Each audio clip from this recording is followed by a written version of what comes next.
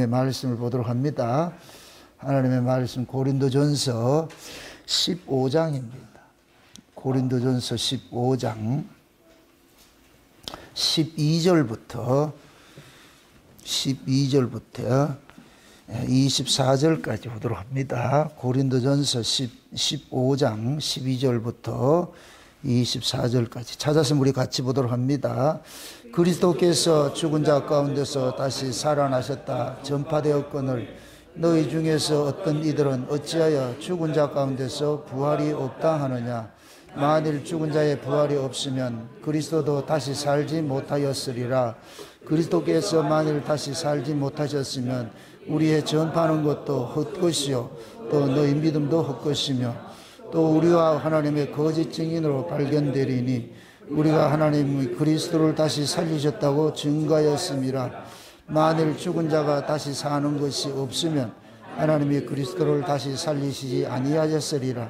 만일 죽은 자가 다시 사는 것이 없으면 그리스도도 다시 사신 것이 없을 터이요 그리스도께서 다시 사신 것이 없으면 너희의 믿음도 헛되고 너희가 여전히 죄 가운데 있을 것이요 또한 그리스도 안에서 잠자는 자도 망하였으리니 만일 그리스도 안에서 우리의 바라는 것이 다만 이생뿐이면 모든 사람 가운데 우리가 더욱 불쌍한 자니라. 그러나 이제 그리스도께서 죽은 자 가운데서 다시 살아 잠자는 자들의 첫 열매가 되셨도다. 사망이 사람으로 말미암으니 죽은 자의 부활도 사람으로 말미암는도다. 아담 안에서 모든 사람이 죽은 것 같이 그리스도 안에서 모든 사람이 삶을 얻으리라.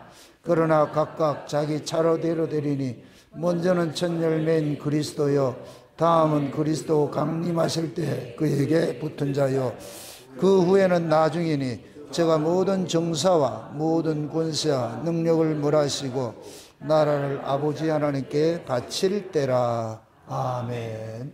기도합시다. 아버지 하나님, 우리 주님께서 십자가에 죽으시고 사흘 만에 부활하신 그 사건이 2000년 전에 유대 땅에서 이루어진 것을 저희들이 압니다. 그러나 그것이 유대 땅에 이루어진 그 사건이 지금 현재 우리 안에서 이루어지고 있음을 저희들도 고백을 드립니다. 이 한 시간도 부활하신 그 주님을 나의 주님으로 이 한 시간 고백되어지는 그러한 복된 시간 될 수 있도록 도와주시옵소서. 사도 바울이 고린도 교회 안에 아직도 부활을 믿지 못하는 자들이 있는데 그들을 향하여서 한 이 부활의 이 설교 내용들이 이 한 시간도 우리 귀에 응한 바 되어질 수 있는 복된 시간 될 수 있도록 도와주시길 원합니다. 그리하여 살아가는 종들 희미하게 듣고 보던 것들이 이제는 밝히 보아지고 손으로 만진 바 되어지는 그러한 복된 시간 될 수 있도록 도와주시옵소서. 이 한 시간 증거되는 말씀이 살아가는 종들의 심령 속에 다름질하게 하셔서 그 다름질하면서 그 말씀이 품고 있는 내용들을 저들의 삶 속에 저들의 몸 속에 잘 새긴 바 되어지는 복된 시간들이 되어질 수 있도록 도와주시옵소서. 연약한 종 홀로 두지 마옵시고 이 한 시간도 부활의 주님께서 종을 굳게 붙잡아 주셔서 종의 입술에 말씀을 넣어주셔서 바울이 이 부활의 이야기를 한 그 이야기 속에 담겨있는 내용 꼭 전하고 싶은 그 내용들을 이 한 시간 종의 입술을 통해서 증거할 수 있도록 도와주시옵소서. 그래서 이 한 시간 증거하는 종이나 듣는 종 모두가 한 성령 안에서 부활하신 그 주님의 놀라우신 사건들을 경험하는 복된 시간 되을 수 있도록 우리 하나님 도와주시옵소서. 감사를 드렸고 그리스도 되신 예수님의 이름으로 기도합나이다. 아멘. 우리가 하나님께서 그 하신 일들을 인간의 이성으로는 받아들일 수가 없습니다. 왜 그러냐면 우리 인간의 이성은 눈으로 보고 귀로 듣고 손으로 만져진 것만 있다고 생각하는 것이 인간의 이성이거든요. 그런데 이성 밖에서 일어나는 일들은 건 하나님께서 묵시세계에서 일어나는 그런 일들은 이성으로서는 이해가 안 되겠지요. 그래서 예수님께서 육체로 오신 것조차도 이건 인간의 이성으로는 믿어질 수가 없어요. 어떻게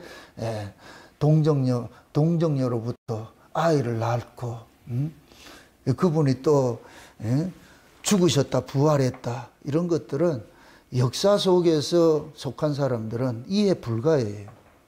그런데 그 역사 속에 속한 그 사람들이 이해되어지는 사람들이 있단 말이에요. 그게 누구냐?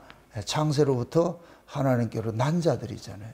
창세전에 어린 양의 생명책에 농명된 자들에게 하나님께서는 창세전에 있었던 그 이야기들을 예수님께서 오셔가지고 알려주시는 거예요. 그러면은 창세전에 어린 양의 생명책에 농명된 자들은 예수님께서 하시는 그 이야기들을 역사 속의 이야기로 듣는 것이 아니고 역사 바깥에 있는 하나님 나라 이야기를 듣는단 말이죠. 그게 이거는 믿지 않는 사람들 입장에서는 우리가 좀 정신 나간 사람들하고 똑같아요. 그들에게 이해를 시키려 하지 마세요. 이것은 여러분들이 예수를 믿는 것들을 남이 이해를 해달라, 이것은 이해 불가하는 것들이에요.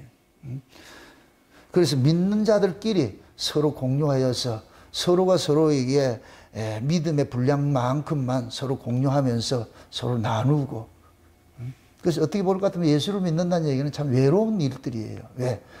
우리 인간들은 다수를 통해 가지고 자기의 존재 가치를 인정받고 싶어 하는 것이 인간이란 말이죠. 그게 많은 사람들이 나를 알아주면 기분이 좋고, 나를 알아주지 않을 것 같으면 기분 나쁘고 하잖아요.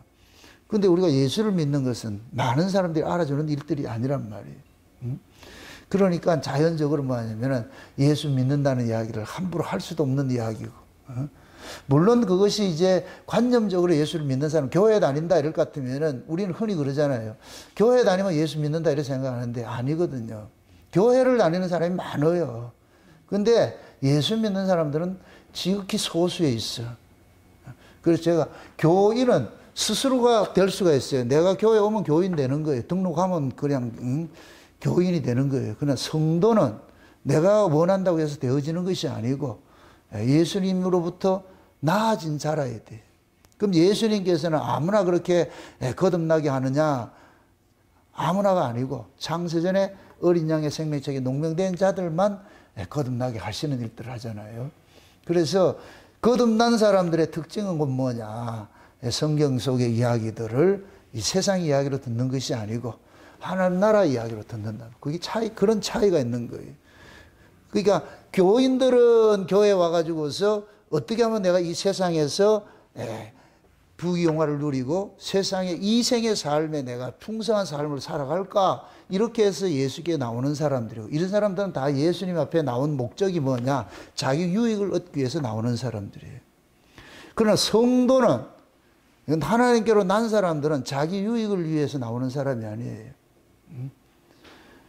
하나님께서 성도로 부르심을 입었을 때에, 거듭나게 했을 때, 이제부터는 하나님께서 성도를 통해 가지고서 하나님께서 창세전에 언약하셨던 그 내용들을 성도를 통해 가지고서 참 풀어가는 삶을 산단 말이죠. 그러니까 우리가 거듭난다 이럴 것 같으면 그 사람은 삶의 가치가 모든 게 바뀌어져요. 교인들은 삶의 가치가 바뀌지 않죠. 왜? 어차피 그 사람들은 이 땅에 관심 있는 사람들이기 때문에. 그걸 여러분들 잘 보시면 예수님께서 오셨을 때에 수많은 군중들이 쫓아다녔어요. 근데 예수님께서 그들을 원하지 않았어요. 왜? 저들은 떡을 먹고 배불러서 나를 쫓아다니는 자들이지, 그럼 떡을 안 주면 언제든지 또 돌아서는 사람들이야. 저들이 원하는 것은 내가 원하는 거, 나를 원하는 것이 아니고 떡 주는 사람을 원하는 거예요. 떡 주는 사람. 그 마태복음 4장에 볼 것 같으면 예수님 앞에 떡 주겠다고 하는 사람이 있잖아요. 누구예요? 사람이 아닌데 마귀지요. 마귀가 떡을 준다 그런다니까. 그래서 교회에 와가지고서 떡을 구하는 사람은 전부 누구를 만나고 가느냐? 마귀 만나고 가죠. 마귀가 광명의 천사로 위장을 해가지고, 목사들이 광명의 천사로 위장된 목사들이란 말이에요. 그래서 그들은 뭐냐? 떡을 구하러 온 사람에게 떡을 주는 거예요. 그래서 그 사람들은 자꾸만 방법론을 알려주죠. 이렇게 하면 복을 받습니다. 이렇게 하면 구원을 받습니다. 자꾸 방법론을 제시하는, 그 방법론 제시하는 사람은 육이라는 얘기. 땅에 속한 사람이에요. 우리가 예수를 믿는 건 방법론이 없어요. 믿어지게 해줘야 믿는 것이지. 믿어지게. 내가 아무리 믿고 싶어도 하나님께서 믿어지게 안 해주면은 못 믿는 거예요. 그러니까 내 마음으로 믿어지는 것은 우리의 마음을 지으신 분이 우리 안에 예수가 믿어지도록 그 믿음을 선물로 줘야 믿어지는 거예요. 아, 이것이구나. 이 설명이 필요 없어요. 그래서 제가 이 구원 이야기를 하고 믿음 이야기를 할 때에 자꾸만 옛날에 그 신구가 니들이 개맛을 알아 이걸 자꾸 비유적으로 얘기를 하는 것은 맛은 설명해서 알아지는 것이 아니에요. 먹어봐야 알지. 예수도 마찬가지예요. 하나님께서 믿어주는 그 믿음이 있으면 설명이 필요 없어요. 이거는 누구 구체적으로 이런 것이다 설명할 이유도 없는 것이고. 그러니까 예수를 믿는 사람들은 우리가 복음을 전하는 것도 마찬가지예요. 설득을 하려고 그러는 게 아니잖아요. 예수님께서 제자들 둘씩 파송을 할 때 파송한 것들은 그들을 꼬셔가지고서 뭘 이렇게 믿게 하는 것이 아니고 가면은 하나님께로 난 사람들이 있다는 거예요. 그래서 너희를 영접하는 사람 집에 들어가서는 가가지고 천국 복음을 전하고 영접하지 않는 사람들은 떠나라 그러는 거예요. 그게 있다는 얘기예요. 그래서 우리가 복음을 전하는 것은 혹시 위로부터 난 사람이 있지 않을까 하는 그런 심정으로서 우리가 복음을 전하는 거예요. 그래서 복음을 전해서 누가 안 믿는다고 해가지고 불쾌하게 생각하지도 말고 섭섭하게 생각하지도 말고 아 당연한 것이구나. 믿는 내가 저들 눈에는 이상하지요. 그래서 우리가 예수를 믿는다 이것은 복이란 말이에요. 복. 그리고 오늘은 우리가 예수님께서 부활하신 것을 그 부활절을 한국 교회에서는 이게 절기로 이렇게 부활절을 지키는데 그 부활의 그 주님이 지금 우리 눈에는 보이질 않잖아요. 육체로 오신 예수님께서는 우리가 손으로 만질 수도 있고 눈으로 볼 수가 있어요. 그거는 육이란 말이죠. 그런데 그 예수님께서 십자가의 죽으심을 통해 가지고서 죄와 사망의 문제를 해결을 했잖아요. 죄와 사망의 문제를 해결하시고 부활하신 그 주님은 죄인에게는 나타나지 않아요. 죄인은 볼 수가 없어요. 이게 차이예요. 육체로 오신 예수님은 모두가 봐요. 근데 부활하신 주님은 모두가 보이는 게 아니고 죄 없는 자에게 주님이 나타나 주신다니까. 그래서 예수님께서 나타나가지고 보여줘야 보여지는 거예요. 그게 엠마오로 내려가는 제자들인 거예요. 엠마오로 내려가는. 같이 옆에서 이야기하고 가는데도 몰라요. 그 주님인지 몰라요. 그래서 예수님께서 성경을 자세히 풀어줄 때에 그들의 눈이 떠져가지고서 어이 주님이구나. 그러면 눈이 떠져서 주님 만나면 그 다음부터는 뭐 하냐. 옆에 주님이 없어도 이제 그 주님이 그들 속에 쏙 들어간 거예요. 쉬운 얘기로. 그럼 이제 밖에서 주님을 찾지 않죠.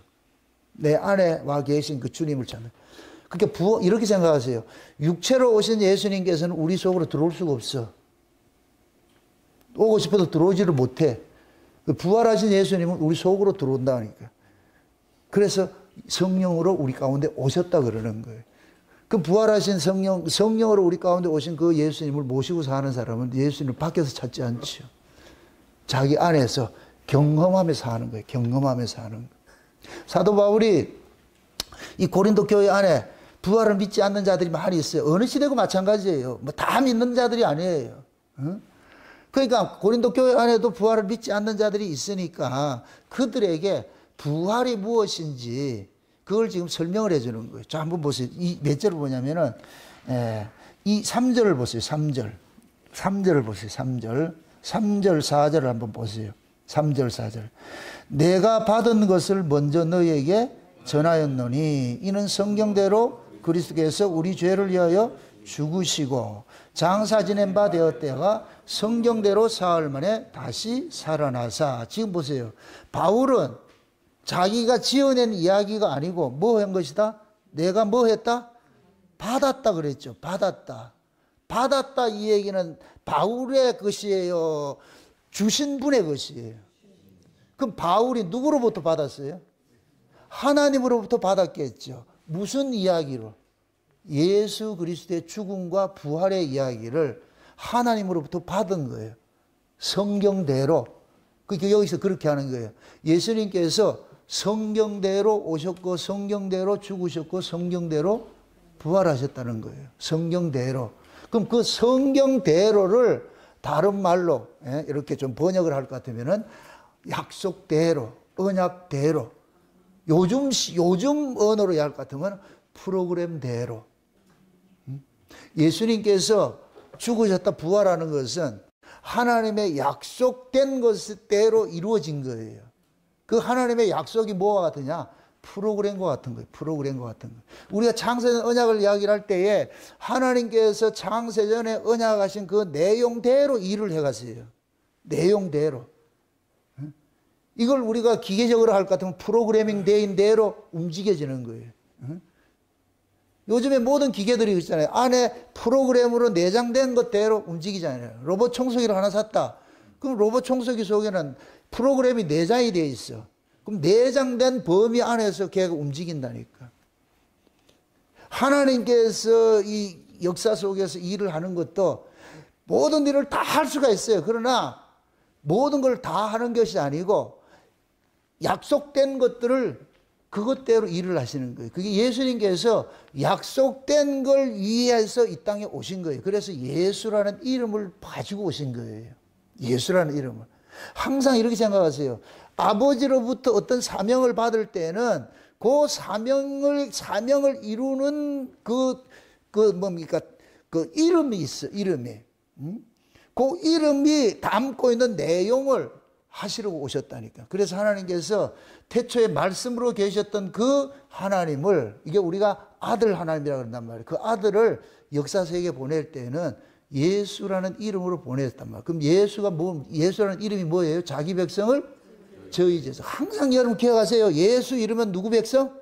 네, 자기 백성. 그럼 누구만 예수 믿는다? 자기 백성만. 자기 백성만 예수님이 십자가에 죽으신 것이 이해가 되는 거예요. 믿어지는 거예요.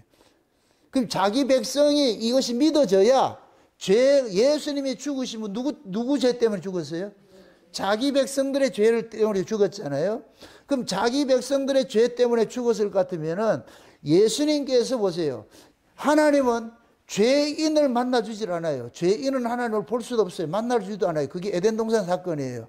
아담과 하와가 죄 짓기 전에는 하나님을 봤는데 죄 짓고 나니까 쫓아내버려가지고서 에덴 동산 문을 걸어 잠궈 버렸어요. 이제 죄인에게는 하나님 만나주질 않는 거예요.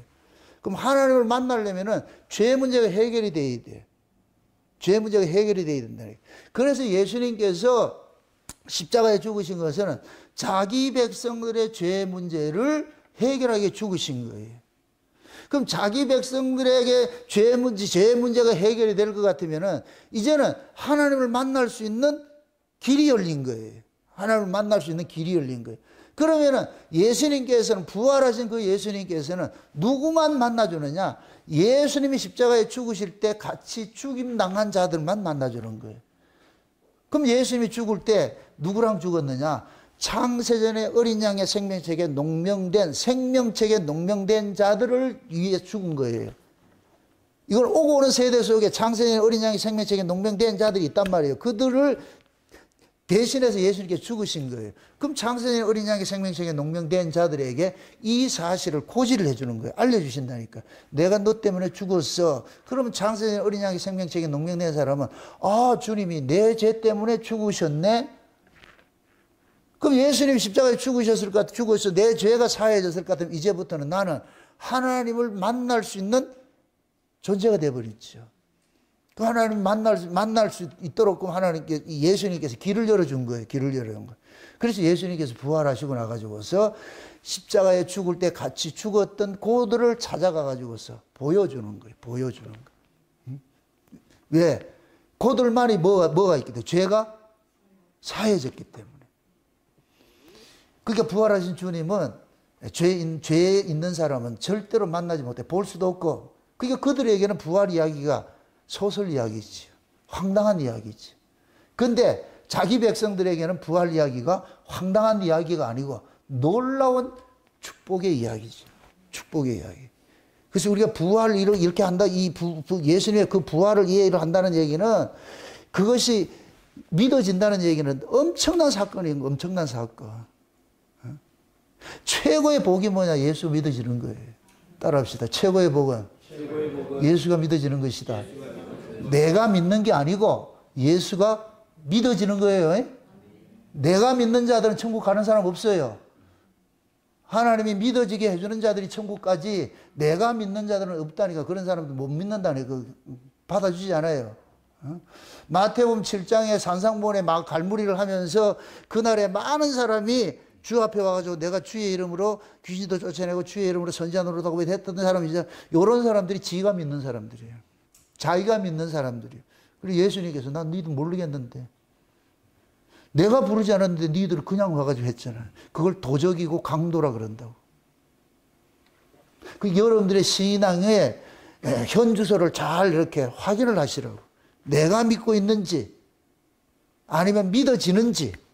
참고로 여러분들의 도움을 위해서 제가 40년 동안 율법 아래에 있을 때 내가 믿고자 했어. 내가 믿고자 했다고. 내가 믿고자 하면 내가 틀을 만들어요. 내가 신앙의 틀을 만든다고. 내가 만들어 놓은 그 틀 속으로 자꾸 하나님 끌어당기려고 그런다니까. 그럼 하나님은 그렇게 내가 만든 틀에 하나님 오시냐? 못 와요. 하나님이 만드신 틀에 우리를 끌고 가야지 우리가 만든 틀에 하나님을 모셔드리려면 안 된다니까. 이게 율법 아래에 있을 때 우리가 그런 신앙생활을 했어. 제가 40년 동안 그런 신앙생활을 했다니까. 근데 열심히 특심해. 또 말을 합니다. 열심히 특심한 이유는 만나지 못했기 때문에 열심히 특심할 수밖에 없는 거예요. 왜? 만나고 싶었어. 이러면 오실까? 만나주실까? 저러면 만나주실까? 그렇게 해서 만나질 것 같으면 그때부터는 내가 뭐라 전하느냐? 내같이 해라. 방법론. 그래서 지금 이 시대 교회에서 목사님들이 무슨 비결 이야기하죠. 비결. 축복받는 비결, 은혜 받는 비결. 이거 비결 이야기하면 저 가짜구나 이렇게 생각하시라고. 예수를 만난 사람들, 예수님이 찾아와서 믿어지게 해준 사람은 비결을 이야기하잖아요. 그건 비법이 있는 게 아니에요. 예수를 믿는 비법이 있는 게 아니라니까. 그냥 하나님 찾아오면 만나지는 거예요. 아멘? 그래서 그걸 은혜라 그런다니까. 내가 만나는 건 법이라 그러고, 법이라 그러고. 그러니까 법에 속한 사람은 자꾸만 뭐 하느냐? 방법론을 제시하는 거예요. 이렇게 하면 된다. 저렇게 하면 된다. 이들이 알미니안주의자들이죠. 자기 주체, 신앙의 주체를 자기가 가지고 있어. 내가 이렇게 하면 된다는 거, 이렇게 하면 된다는 거. 성경 열심히 읽고 얘들 가르치는 게 주기도문 1000번만 해라. 그럼 방법론이에요, 방법론. 그건 구약이라, 구약. 율법사가 예수님 찾아와가지고 어떻게 하면 영생을 얻습니까? 그러죠. 그럼 묻습니다. 영생을 얻습니까? 이 물음이 영생 얻었다, 영생을 위해서 간다? 우리가 무슨 어떤 일을 하면 영생을 얻을 수 있어요? 없어요. 근데 율법사는 뭐 했어요? 어떻게 하면, 그게 방법론이라니까. 어떻게 하면, 내가 영생 오고 싶은데 예수님 방법론 알려주세요. 그럼 내가 다 그게 가지고서 예수님 시킨 대로 해서 내가 영생 따내겠습니다. 그렇게 해서 얻을 사람이 없어. 그게 구약이라고. 신약은 그냥 쑥 들어가지고서 나다 이런다니까. 누구세요? 네 주인이다. 그럼 이때부터 불편한 동거가 시작되는 거예요. 내 안에서. 왜? 내 속에 또 다른 분이 와 계셔가지고서 자꾸만 내 인생에 태클을 걸기 시작하는 거예요. 자꾸만 간섭을 하기 시작하는 거예요. 그럼 우리는 당혹스럽지만은 이게 뭐지? 이게 뭐지? 그러면서 계속 해가지고서 하나님이 지금 예수님이 우리 안에서 자꾸만 예수님의 세계를 자꾸 넓혀가는 그런 일들을 하는 거예요. 그래서 눈도 열어지고 모든 걸 세상을 보는 눈이 바뀌어지는 거예요. 이게 이런 것이구나. 참 우리 안에서 그렇게 소스를 주는 거예요. 이런 것이다, 이런 것이다. 그럴 때 비로소 우리가 뭐가 되느냐? 하나님을 눈으로 보고 귀로 듣고 손으로 만져봐야 된다 그러는 거예요. 이런 것이구나, 이런 것이구나. 그래서 진짜 예수를 만나고 주님이 찾아와서 그 안에 계시는 성도들은 자꾸만 감탄사가 많이 나와. 이야. 이런 게 언제 나와요? 맛있는 음식을 먹었을 때. 그 옆에 와가지고, 왜 그래요? 먹어봐. 먹어보면 알아. 설명이 필요 없어. 응? 그러니까 그게 만나질 것 같으면 그때부터는 뭐 하냐? 자기가 경험된 것을 이야기를 해주는 거예요. 근데 이걸 모두가 알아먹냐? 못 알아먹지. 근데 경험된 사람들은 또 경험된 사람들이 알아봐. 응? 그런 사람들이 모인 곳이 교회예요. 그런 사람들이 모인 곳이 교회예요. 근데 마귀라는 놈이 또 가짜들을 심어놔가지고서 믿는 척 하는 사람들이 많이 있단 말이죠. 그러니까 우리가 교회 안에 저는 그렇게 생각해요. 울산 목양교 안에 다들 하나님께서 믿어주게 해줘가지고 온 사람이라 생각하고 있어요. 목사님 무엇로 그걸 증거를 하세요? 내가 믿어주게 해줘가지고 내가 이런 설교를 하고 있잖아. 하나님이 믿어지게 해준 그 믿음을 가지고서 성경을 보고서 그 설교를 하고 있잖아. 그럼 이게 들린다는 얘기는 어떻게 돼야 되겠어? 들린다 이 얘기는 같은 부류 속에 있다. 이게 같은 부류 속에 있다. 그러니까 들려지는 것이지요. 그럼 예수님께서 십자가에 죽으시고 부활하고 하늘나라 이야기하는 것이 그런 이야기들이 다 이해가 돼. 아, 맞아. 들려진다니까. 근데 그게 같은 부류가 아닌 사람은 왜 저런 소리를 하고 있지? 왜 저런 소리를 하고 있지? 왜 성경을 저따구로 보고 있지? 참 그렇게 태클을 걸겠지요. 그래서 부활이라는 것은 막연하게 뭐 어떻게 예수님이 십자가에 죽으시고 부활했다 어떤 이런 하나의 어떤 이벤트성 그게 아니고 예수님이 부활하신 목적은 우리 안에 오시기 위해서 오는 거예요. 그래서 예수님께서 성령을 뭐라 그래요? 바람같이 임한다 그러죠? 바람같이. 니고데모 보고 바람이 임으로 불 때 어디서 와서 어디로 알지 못한다. 성령으로 난 자들이 이런 사람이라 그러잖아요. 성령으로 난 사람들은. 그러니까 성령으로 난 사람들은 성령의 바람처럼 우리 속에 숨처럼 오는 거예요. 그래서 예수님께서 부활하시고 나가지고서 제자들 찾아가죠. 제자들 찾아가서 뭐예요? 숨을 내쉬면서 뭐를 받으라 그래요? 성령 받으라 그래요. 숨이 들어갔다. 이 모습이 꼭 뭐와 같아요? 에덴 동산에 하나님이 흙으로 이렇게 만들어 가지고서 그 속에다가 뭐를? 똑같은 그런 모습이라니까. 후 불어넣는 거. 후 불어넣었어요. 그 예수님께서 그거는 이제 예수님께서 이렇게 그 모습을 보여주는 거예요. 요렇게 내가 너희들 속에 요런 모습으로 들어가. 숨과 같이. 숨이 생명이니까 그렇게 들어가는 거예요. 나중에 옷을 성령이 임할 때 급하고 강한 바람처럼 임하는 이유가 그거예요. 훅 들어가는 거예요. 들어가고 나니까 이때부터는 뭐냐? 누구로부터 설명할 필요가 없어. 만났기 때문에. 부활신앙이라는 건 다른 거 아니에요. 부활신앙은 내가 주님을 만나서 내 안에 주님이 와서 사는 게 부활신앙이라니까. 왜? 부활하신 주님이 우리 속에, 부활하신 것은 우리 속에 들어오기 위해서 부활을 하셨기 때문에. 아멘? 그러니까 그 부활하신 그 예수님이 우리 안에 들어와 있을 것 같으면은 그 사람은 이제 뭐냐면은 부활하신 주님이 알려주는 지식을 가지고서 그걸 가지고서 이야기하고 살아가게 되는 거예요. 그러니까 그런 사람들은 세상 사람과 다른 모습으로 살죠. 세상 사람들 떡의 가치로 산다 할 것 같으면은 부활하신 주님을 모시고 사는 사람들은 떡의 가치가 아니고 무슨 가치? 말씀의 가치로 사는 것이 말씀의 가치로. 사람이 떡으로 사는 것이 아니고 하나님의 말씀으로 산다 그러잖아요. 마귀는 떡 죽게 했는데 예수님께서는 사람이 떡으로 사는 것이 아니고 하나님의 말씀으로 산다 그러는 거예요. 떡의 가치로 사는 사람이 있고 말씀의 가치로 사는 사람이 있어요. 떡의 가치로 사는 사람은 알에서 난 사람이 떡의 가치로 사는 거예요. 우리도 이 육신이 알에서 났기 때문에 떡을 먹어야 돼요. 예수 믿는다고 해서 떡을 안 먹을 수 없어. 사람이 떡으로만 사는 것이 아니고 뭐로 산다? 하나님의 말씀으로 산다. 이건 누구에게만 적용이 되는 거예요? 성도에게만. 거듭난 성도에게만. 그럼 자 보세요. 거듭나는 사람은 우리가 겉사람이 있고 속사람이 있잖아요. 겉사람은 어디에서 났어요? 알에서 났죠. 알에서 난 것은 알에서 나는 음식을 먹어야 살 수가 있어. 알에서는 이게 육이라니까 육. 알에서 난 사람은.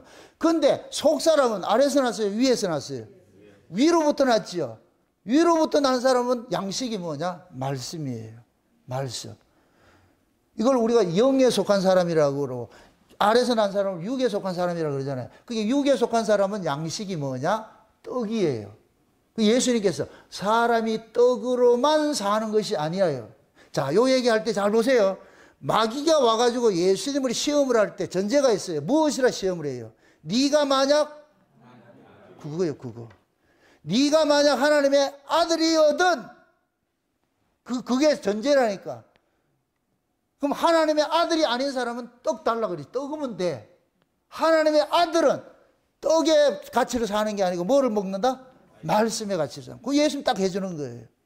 마귀가 네가 만약 하나님의 아들일 것 같으면은 마귀가 떡 줄게 이렇게 하니까 아니 하나님의 아들은 떡의 가치로 사는 것이 아니고 하나님의 말씀의 가치로 사는 거야. 말씀의 가치로. 그래서 우리가 거듭나게 될 것 같으면은 하나님의 말씀을 늘 우리가 묵상하고 상고하는 이유가 이 말씀이 담고 있는 내용이 전부 어디 이야기냐? 저 위의 이야기란 말이죠. 위의 이야기. 아래 이야기 없어요. 아래 문자로 써놨는데 이 아래 문자로 써진 것을 성령이 어디 이야기로 풀어주느냐? 위의 이야기로 풀어주는 거예요. 위의 이야기로. 그러니까 거듭난 사람들은 문자 속에 담겨있는 하나님의 본뜻이, 이 문자는 쉬운 얘기로 껍데기와 같은 거예요. 껍데기. 껍데기 속에 뭐가 있느냐? 알맹이가 있잖아요. 껍데기 속에 알맹이가 있잖아요. 그러니까 그 껍데기 속에 알맹이는 껍데기를 깨야지 나온다니까. 오늘 이 부활 이야기도 그 마찬가지예요. 어떤 사람이 부활이 어떻게 되냐? 사람이 어떻게 죽었다가 부활하냐? 이러니까 바울이 뭘로 비유를 드느냐? 씨앗으로 비유 드는 거예요. 씨앗. 자, 보세요. 씨앗은 보세요. 껍데기가 있고 안에 내용이 있어요. 알맹이가 있어요. 겉으로 봤을 때 뭐만 보여요? 껍데기만 보이죠. 그죠? 껍데기만 보이죠. 그 껍데기 속에 알맹이가 있잖아요. 농부는 그걸 아는 거예요. 농부가 씨를 뿌리는 것은 껍데기 속에 있는 알맹이를 끄집어내기 위함이에요. 그럼 껍데기 속에 있는 그 알맹이는 뭐냐? 비록 요만한 알갱이지만은 농부는 그 알갱이 속에 뭐를 보느냐? 나무를 보는 거예요.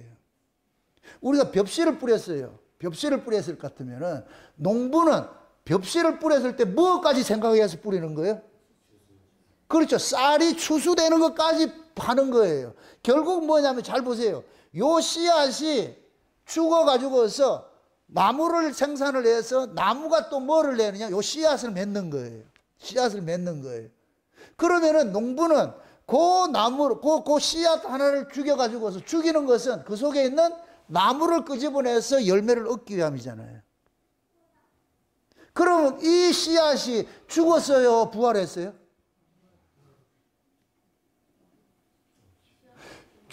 씨앗이 죽은 것은 씨앗이 죽어가지고 다른 나무를 냈잖아요. 여기 부활이라니까. 예수님께서 십자가에 죽으셨어요. 뭐가 죽었어요? 육신이 죽었죠. 육신이 죽었죠. 부활하신 주님은 보세요. 육신은 역사 속에 살아가는 이 몸은 육신이라 그래. 이거는 시간과 공간에 제약이 돼 있어. 시간과 공간 속에 가둬져 있어. 이게 역사라니까, 역사. 그런데 부활하신 몸은 뭐냐? 역사 밖의 몸이에요. 위의 몸이라니까, 위의 몸. 위의 몸은 시간과 공간을 넘나드는 거예요. 시간과 공간을 넘나든다는. 그래서 예수님께서 동해 번쩍 서해 번쩍 하는 거예요. 부활하신 예수님은. 육신을 가지고 있는 예수님은 그래야 된다 안 된다? 안 되는 거예요. 육신을 가지고 있는 예수님은 시간과 공간에 제약을 받는 거예요. 제약을 받아. 그런데 부활하신 예수님은 시간과 공간에 제약이 없어. 그래서 요한계시록 1장에 볼 것 같으면 예수님을 그러는 거예요. 이제도 계시고 전에도 계시고 장차? 그럼 장차 이 이야기를 하나로 이야기할 것 같으면 예수님은 항상 계시는 분이라니까. 언제든지 계시는 분이라. 이제도 계시고 전에도 계시고 장차 오실 자니까. 이제는 현재고 전에는 과거고 장차 오시는 건 미래잖아요. 그 과거, 현재, 미래 올 다 계시는 분이지. 그러니까 과거, 현재, 미래 이 전체 하나님이 다 계신다고. 이런 세계를 뭐냐면 영원 세계라고 그러는 거예요. 영원 세계. 그래서 예수님이 부활을 하시자 부활하신 예수님께서는 우리 인간들의 이 이성으로서는 이해 불가하는 모습으로 나타나는 거예요. 나타나가지고서. 그래서 제자들이 육으로서 알던 그 예수님을 이해하려면 안 되죠. 다른 모습으로 부활을 했기 때문에. 그게 곧 뭐냐? 씨가 죽어서 뭐로 남았기 때문에? 나무를 냈어. 나무를 낸다. 그럼 예수님께서 십자가에 죽으신 것은 그것은 육신이 죽는 것이고 육신 속에서 뭐를 끄집어내느냐? 하늘의 몸을 끄집어낸 거예요. 하나님이. 이해되세요, 이게? 그래서 신자가 죽으면은, 나중에 이 육신의 장막이 죽으면은, 나중에 하나님께서 위로부터 오는 장막이 덧입는다 그래요. 우리 몸이 두 개가 있어, 두 개가. 역사에 살려면은 역사에 최적화된 몸을 가지고 살아야 돼요. 이해됩니까? 그럼 하늘나라에 살려면은 하늘나라에 맞는 몸이 있어야 살지. 또 하나 또 못을 쳐놓고 가자. 여러분들 부활한 데에서 몸이 없는 게 아니에요. 어떤 사람들은 하나님 나라, 그러니까 하나님이 영이시라 이러니까 하나님 비물질로 여기는데 아니에요, 아니에요. 우리가 장차가면 하나님 눈으로 봐요. 손으로 만질 수 있고. 그렇게 계신 분을 우리가 영이라 그런다니까. 근데 우리가 이해하는 영은 어떻게 생각을 해요? 뭐 비물질 같이 말이에요. 아지랭이 같이 올라가는 거 이렇게 생각한다니. 아니에요, 아니라니까. 그건 헬라 철학을 하는 애들이 그렇게 이해를 하는 것이고, 실제 우리가 가면은 만난다니까. 하나님 만난다니까. 눈으로 보고 만난다니까. 이렇게 생각하세요. 모세에게 나타나서 하나님께서, 하나님 모세 하나님 보내달라고 하나님께서 하나님의 뭐 어디만 봐요? 앞을 봐요? 뒤를 봐요? 뒤를 봤다는 얘기는 형체가 있다는 얘기 없다는 얘기예요? 있다는 얘기죠. 아니 이렇게 생각해 보세요. 씨앗이 있어요. 씨앗이 죽어서 다른 나무를 내잖아요. 그럼 나무는 형체가 있어요? 없어요? 형체가 있지. 비물질이 아니고. 우리는 이 역사, 하나님은 보세요. 하나님은 실제 하는 분이에요. 실제 하는 분인데, 위에 계시는 하나님은 실제 하는 그 몸이 있고, 이 역사 세계에서는 역사 세계에 필요한 몸이 있다. 그래서 예수님께서 역사에 오실 때는 우리 인간들이 태어나는 과정을 다 겪는 거예요. 그래서 엄마 뱃속에서 10달 있다가 태어나는 거예요. 태어나서. 마리아가 30살짜리 예수를 낳은 게 아니고, 지금 이해돼요? 예수님도 응애하고 태어나서 정담이 키우듯이 젖 먹고 그렇게 컸다니까. 왜? 역사 속에는 역사 속에 있는 메커니즘 따라서 그렇게 오셨다니까, 하나님께서. 근데 이 예수님께서 원래 하늘에 계셨던 그 예수님이 역사 세계에 올 때는 역사에 필요한 몸을 입고 오셨잖아요. 그럼 예수님께서는 역사 속에 사명이 끝나면 어디로 가야 돼요? 본래 있던 곳으로 돌아가야 되지요. 그래서 요한복음에서 그러는 거예요. 예수님께 십자가 앞두고 하나님 앞에 그러는 거예요. 하나님께 영광을 창세로부터 가졌던 하나님의 그 영화, 그 세계로 나를 불러준다. 감사하다니까. 그게 예수님은 쉬운 얘기로 십자가에 죽으신 것은 원래 자리로 돌아가기 위해서 죽으신 거예요. 원래 자리로 돌아가기 위해서. 이해되죠? 그런데 예수님께서 죽으시고 갔을 때에 땅에 이 몸뚱이가 있어요, 없어요? 아니 예수님이 십자가에 죽으시고 부활을 했잖아. 그럼 예수님 십체가 있어요, 없어요? 없지요. 그 몸이 바뀌어진다니까. 그걸 지금 우리식으로 이야기를 할 것 같으면은, 장차 우리도 보세요. 우리 몸을 가지고 있잖아요. 이 몸이 역사에 속한 몸이에요. 그래서 장차 우리가 하나님 나라에 살게 될 것 같으면은, 그때 하나님께서 호련히 변화를 시킨다니까. 그래서 예수님이 재림을 하면은 자던 자들이 뭐 한다 그래요? 일어난다 그러죠? 맞습니까? 자던 자들이 일어나서 죽었어. 지금 다 가루가 됐어. 흙이 됐어. 그러면 이들이 예수님이 재림할 때는 몸의 형상을 만들어져서 맞는다니까. 그럼 하나님께서 그 몸을 변화를 시켜. 지금 이해돼요? 육신의 땅, 고린도 후서 5장을 한번 보세요. 고린도 후서 5장을 한번 보세요. 5장 1절 한번 보세요. 5장 1절부터 한번 보세요. 같이 한번 봅시다. 만일 땅에 있는 우리의 장막집이 무너지면 하나님이 지으신 집 손으로 지은 것이 아니요 하늘에 있는 영원한 집이 우리에게 있는 줄 아나니 과연 우리가 여기에 있어 탄식하며 하늘로부터 오는 우리 처소를 덧입기를 간절히 사모하노니 이렇게 입으면 벗은 자들로 발견되지 않으려 함이라. 이 장막에 있는 우리가 짐진 것 같이 탄식하는 것은 벗고자 함이 아니요 오직 덧입고자 함이니 죽을 것이 생명에 삼킨 바 되게 하려 함이라. 자 보세요. 지금 육신의 장막이 무너지면은 하늘로부터 오는 장막이 있다 그러죠. 그것을 덧입는다 그러는 거예요. 덧입는다고. 쉬운 얘기로 예수님이 재림을 하실 것 같으면은 살아있는 자가 어떻게 된다 그래요? 호련히 뭐가 된다 그래요? 변화가 된다 그러죠. 변화가 된다는 얘기, 위로부터 오는 몸을 입는 거예요. 하늘에서 살 수 있는 사람으로 바꿔치기 당하는 거예요. 이해되죠?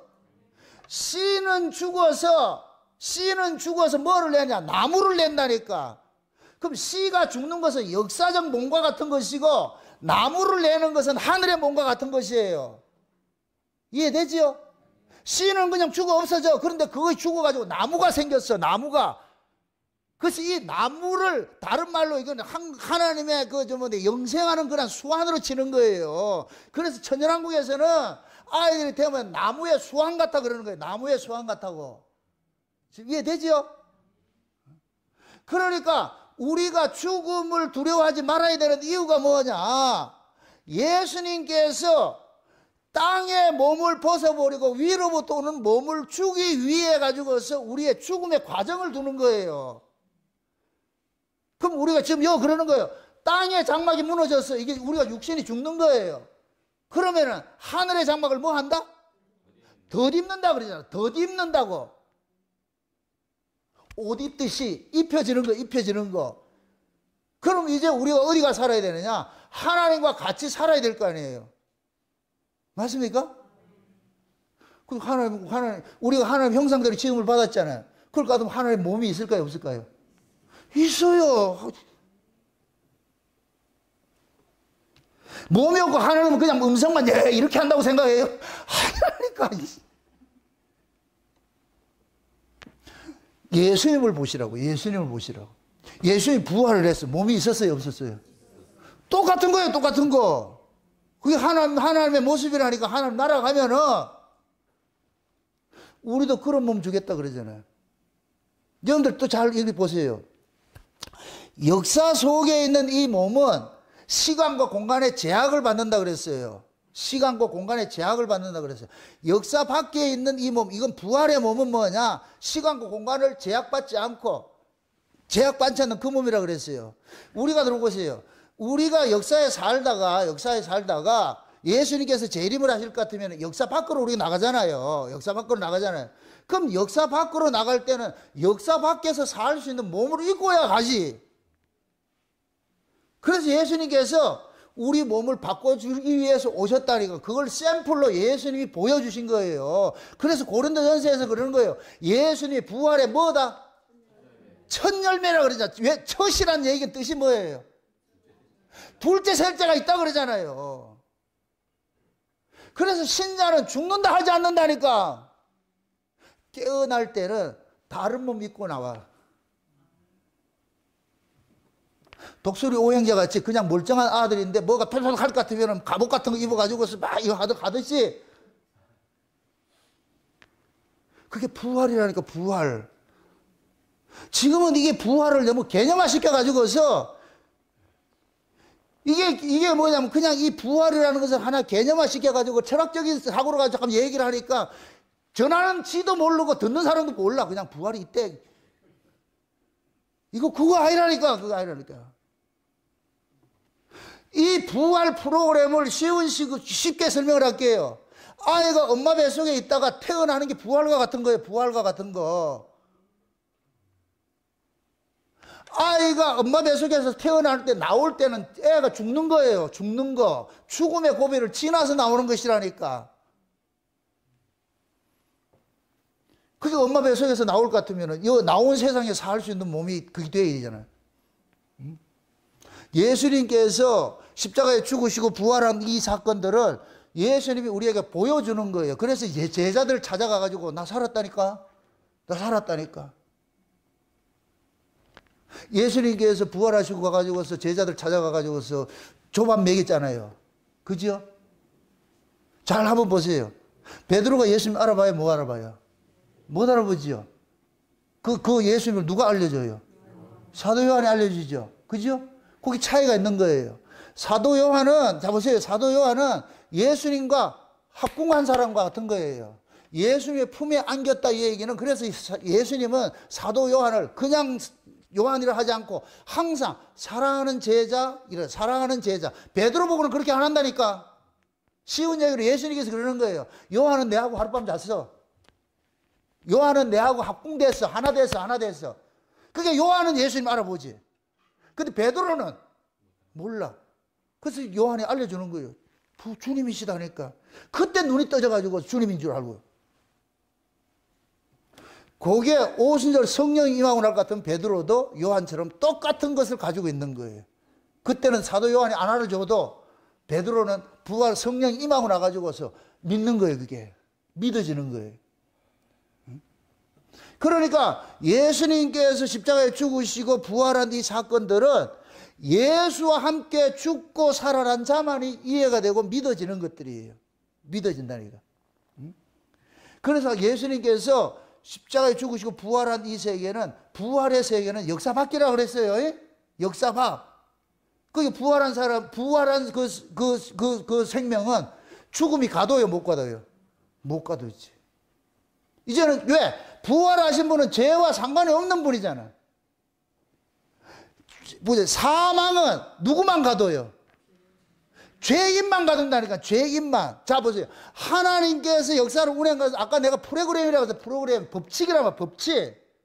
법칙이 뭐냐? 하나님이 정한 법칙이 뭐냐? 죄인은 사망에 가둬지는 거예요. 이건 절대 법칙이야. 그래서 모든 인간은, 죄 아래서 태어난 인간은 모두가 죽어야 돼. 한 번 죽는 것은 정하신 이치를 그 다른 말로 법칙이라 이렇게 이해를 하시라고. 사람이 태어나는, 이 땅에서 태어난 부정모의로 태어나는 인간은 죄인의 죄를 가지고서 태어나는 인간이기 때문에 무조건 죽어야 돼. 이건 법칙이라, 하나님 법칙이라니까, 법칙. 반대로 죄 없는 자, 이 죄 없는 자를 의인이라고 그런단 말이야. 의인은 절대로 사망에 가둘 수가 없어. 의인은 사망에 가둘 수가 없어.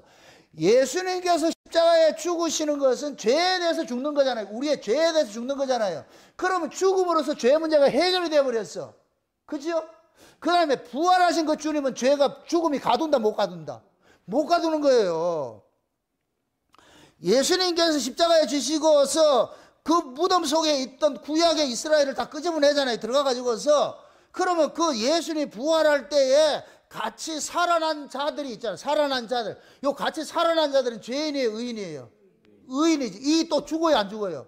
안 죽는데요, 안 죽는지. 그럼 우리가 죽는 것은 어떤 인간이 죽는 거예요? 죄인이 죽는 거. 이건 복이라니까, 복. 죽음이 저주가 아니고 죽음은 복이라니까, 복. 이거 있어요. 예수 안에 있는 사람이 죽음이 복이지, 예수가 없는 사람은 죽으면 그냥 저주의 끝이요, 끝. 예수를 품고 있는 사람은 죽어야 반드시 뭐 하느냐? 죽지 아니할 몸으로 살아나는 거예요. 이게 부활을 이야기할 때 뭐라 그래요? 썩을 것으로 심고 썩지 아니할 것으로 살아나고, 욕된 것으로 심고 영광된 몸으로 살아나고. 맞습니까?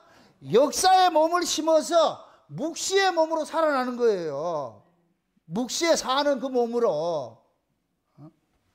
그러면 지금 하나님 그러죠. 우리 저 동요 있잖아. 어렸을 때 부르는 뚜꺼봐 그거 있잖아. 뭐라 그래? 뚜꺼봐 뭐 달라 그래? 새집 죽게 헌집 따오예요. 헌집 죽게 새집 따오예요. 버전이 바뀌어가지고 나 해석이 안 되네 지금. 성경식으로 할 것 같으면은 새집 죽게 헌집 따오야 돼. 뚜꺼봐 새집 죽게 헌집 따오. 그 얘기는 뭐예요? 뚜꺼비 니 잡아먹자 이 소리지. 니 죽고 새로운 몸을 줄게 이 소리잖아. 우리는 동요 속에 그런 게 했는데 뭔지도 모르고 부른 거예요. 우리 성경 고린도전서 15장에 볼 것 같으면 그 얘기가 맞는 소리야. 이 몸은 헌집이야, 헌집. 예수님은 헌집에 들어와 살 수가 없어. 예수님이 살 수 있는 집은 새 집이래야 돼, 새 집. 그래서 예수님께서 예수님이 사시려고 우리 안에 예수님이 살 집을 마련한 게 그게 성교회라니까, 성전. 우리 안에 우리 보고 뭐라 그래요? 너희는 뭐라 그래요? 성령이 거하는 뭐라 그래요? 전이라 그래요. 이걸 우리가 지었어요? 예수님이 지었어요? 예수님이 역사 속에 직업이 뭐예요? 집 짓는 목수라니까. 예수님이 우리 안에 예수님이 거하실 집을 지었다니까. 다윗이 성전 지으려 했을 때 하나님 뭐라 그래요? 야 이놈아, 내가 살 집은 내가 짓는 것이지 왜 네가 왜 짓냐고. 그럼 예수님께서 십자가에 죽으셔가지고서 예수님이 살 집을 우리 안에 지으러 오셨는데 그게 성령으로 오신 거예요. 그래서 성령이 거하는 전이라 그러는 거예요. 여기에 지어가지고서 예수님이 살려고. 그럼 물습니다. 여러분들이 역사 속에 이 몸을 가지고서 죽이잖아요. 우리가 죽잖아요. 그 몸 하늘에서 사는 몸으로 다시 살려냈잖아요. 그럼 그 몸을 왜 살려내겠어요? 우리가 장착하면 예수님이 뭐로 가요? 신부로 가잖아. 신부가 뭐 하는 거예요? 남자 집이지. 이해가. 여자는 남자의 집이라고. 예수님이 살 집을 마련하는 거예요. 그래서 천국에 가면은 요한계시록 볼 것 같으면은 이 땅에 있는 예수님의 신부들을 12가지 보석이라고 얘기를 하는 거예요. 12가지 보석으로 뭐를 만들어요? 집을 만들었잖아. 그 속에 누가 들어와요? 예수님이 들어오지. 그럼 우리가 뭐가 돼요? 집이 되는 것이지. 예수님이 살 집을 마련하러 이 땅에 왔다니까. 그게 신부라, 신부. 그 장차 하나님 나라 갈 것 같으면은 예수님이 살 집을 본인이 만들어. 그래서 이스라엘의 유대인들의 결혼 풍습을 보면은 먼저 아버지가 아들이 태어나면은 며느리감을 점지를 내놔요. 아들은 몰라. 그럼 아들도 크고 며느리도 같이 커. 때가 되면 이 아들이 장가들 나이게 될 것 같으면 아버지가 뭘 보내나? 이 아들을 아버지가 점지해놓은 그 며느리감한테 보내는 거예요. 보낼 때 뭘 보내? 공짜로 보내는 게 아니고 결혼 지참금을 가지고서 보내는 거예요. 그럼 이 결혼 지참금을 가지고 아들이 가가지고서 그 여자를 사는 거예요. 값을 주고 사는 거예요. 그게 예수님께서 피로 값주고 우리를 샀다 그러는 거예요. 하나님이 예수님을 이 땅에 보낼 때에 결혼 지참금을 가지고서 보냈어. 그 결혼 지참금이 뭐냐? 피라니까, 피. 그래서 우리 예수님이 우리의 피남편이 되는 거예요. 피남편. 그럼 예수님께 결혼 지참금을 가지고서 사서 그러면 약혼을 해놓는 거예요. 우리 성찬식 하는데 이때 언약을 맺는 게 포도주 언약을 맺는 거예요. 포도주 먹고 마시는 거예요. 예수님께서 제후의 만찬을 하실 때 하고 나가지고서 다시는 이 땅에서 나는 포도주 안 먹다 그러죠. 하나님 나라에서 포도주 먹는다 그러죠. 그건 그 뭐냐? 약혼식 할 때 포도주 마시고 나서 신랑이 떠나서 뭐 하느냐? 자기가 살 집을 마련하는 거예요. 아버지가 그러는 거예요. 네 신부 이제 산나 가가지고 계약하고 왔나? 예. 그럼 네가 살 집을 마련해라. 그러면 마당에다가 아버지가 땅 줘가지고 네 살 집을 마련해라. 그러면 이 남편은 자기 마누라 데려올 걸 생각해서 집을 짓는 거예요. 집이 다 건축이 되고 나면 어떻게 하느냐? 이제 다 됐는데 이럴 것 같으면 그럼 모셔가라, 데리고 가라. 그때 데리고 오는 것이 뭐냐? 가마꾼 가가지고서 그렇게 메고 태워오는 거예요. 데워가지고. 그래서 거기 가서 결혼식을 한다니까. 결혼식을 해. 성대하게 결혼식을 해. 그때 포도주를 다시 한번 마시는 거예요. 이거 완성된 포도주 마시는 거, 그거. 그러니까 신랑이 자기가 살 집, 신부하고 살 집을 신랑이 마련한다니까. 예수님께서 우리 신랑인데 예수님이 살 집은 예수님이 마련하는 거예요. 이해되죠? 그럼 예수님은 누구만 마련하는 거예요? 아무나가 아니고 아버지께서 점지해 놓은 사람 찾아가가지고 자기 집 만든다니까. 그게 어린 양의 생명책에 농명됐다 그러는 거예요. 그것도 묻습니다. 어린 양의 생명책에 누가 농명했어요? 예수님이 농명했어요? 아버지가 농명해놨어요? 그렇지, 아버지가 농명해놨지. 아버지가 농명을 해놔놓고 아들 보내가지고서 내가 농명해놓은 그 신부 찾아와라. 그럼 예수님께서 와가지고 그 신부들이 지금 어떤 모습이냐? 죄 아래에서 사망 가운데 있어. 그래서 예수님께서 죄 문제를 해결해서 예수님께서 내가 죽는 거예요, 죽는 거. 예수님이 마지막 최후의 만찬을 할 때 떡을 주면서 뭐라 그래요? 내가 너희를 위하여서 흘리는 내 살이고 내 피라 그러잖아요. 누구를 위해서? 너희를 위해서. 맞습니까? 그렇게 될 것 같으면은 예수님의 살과 피를 먹은 사람은 뭐가 되느냐? 죄가 없어지는 것이 되어버리지. 왜? 예수님이 우리를 위해서 대신 십자가에 죽어주셨으니까. 그럼 죄 없이 되는 사람 같으면 예수님께서 창세전에 아버지로부터 어린 양의 생명책에 농명된 자들을 위해서만 하는 거예요. 그 사실을 부활하고 성령으로서 자기 백성들 속에 들어가서 알려주는 거예요. 알려주는 거. 그럼 성령이 임하고 나면은 와, 내가 창세전에 어린 양의 생명책에 농명된 사람이라고? 말도 안 돼. 세상에 이런 행제가 어디 있어? 이런 행제가 어디 있어? 그때부터는 이제부터 나는 임자 있는 몸으로 산다니까. 누가 휘바람 불거들랑 지랄하지 마라. 나도 신랑이 있다. 되게 실감이 안 되죠. 여러분들 신앙생활이 그냥 한 게 아니라니까 이게. 제가 왜 창세전 언약을 해서 올인을 하겠어요? 이게 만났는데, 이게 보이는데 왜 안 하겠냐고. 호구지책 먹고 사는 일로 하는 게 아니에요, 이게. 이것이 절대적으로 하나님께서 이런 것들이 보여주니까, 와, 이게 이런 것이었네. 그래서 내가 먼저 맛보고 이렇게 자꾸 토해내는 거예요. 맛을 보고 토해내는 거예요. 이렇게 쉽게 설명을 하는데도 뭐 알아볼 것 같으면 오늘 남아서 나머지 공부하고 가.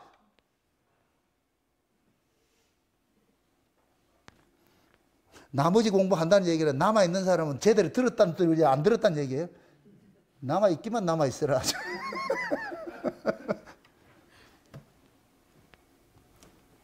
항상 그러세요. 예수님이 그런 거지. 사도 바울이 받았다 그러잖아요. 성경대로. 나도 받은 것이다. 받은 것. 그러면 성경대로 했다는 얘기는 예수님도 임의적으로 지 마음대로 한 것이 아니고 성경대로 아버지가 시키는 대로 한 그게 성경대로라니까.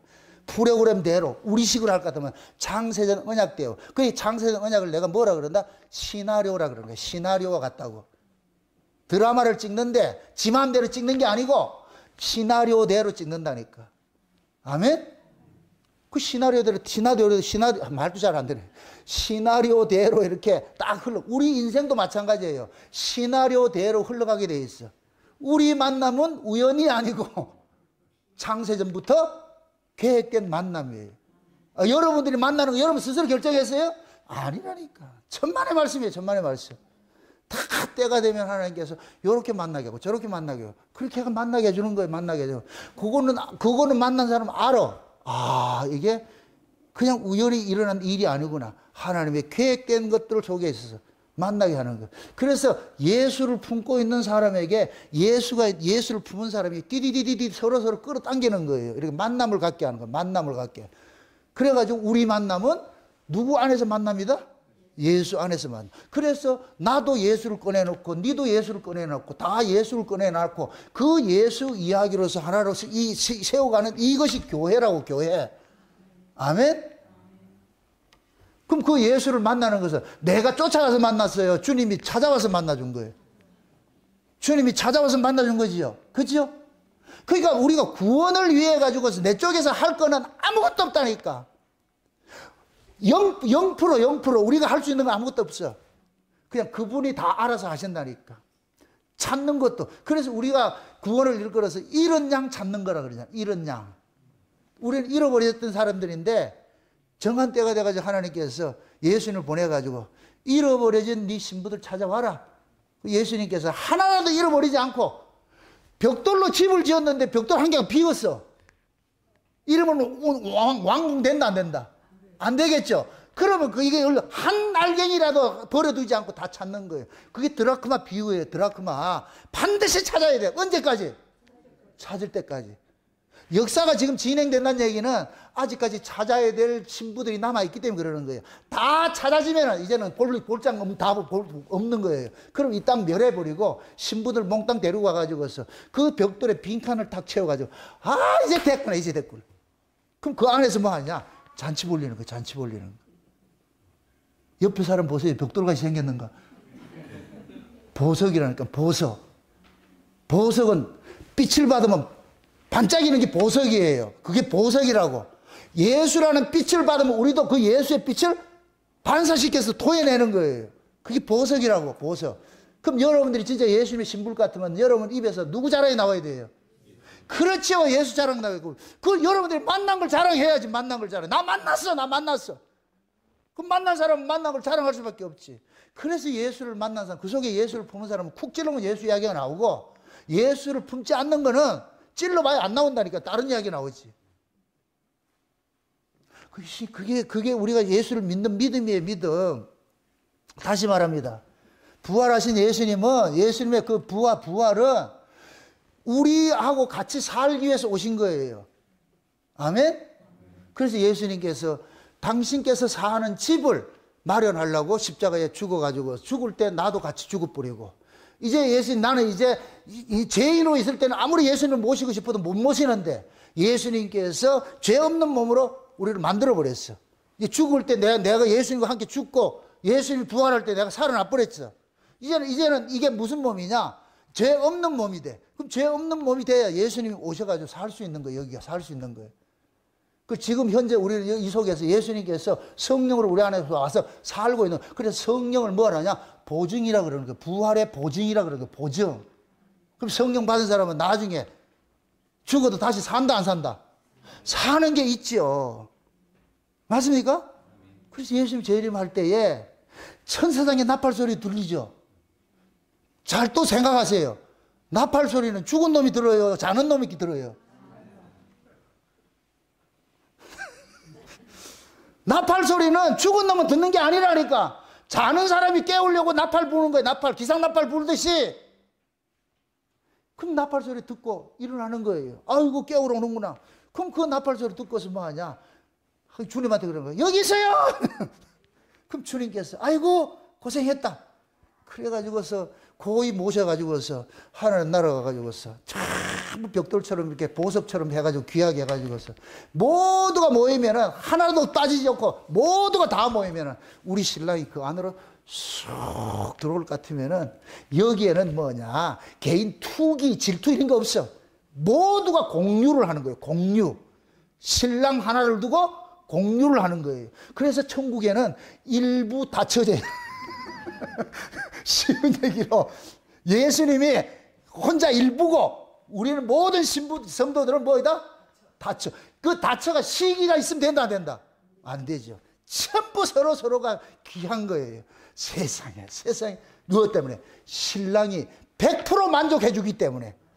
불만족이 있을 것 같으면 시기하는데 100% 만족으로 줘. 우리 신랑이 그런 분이라니까.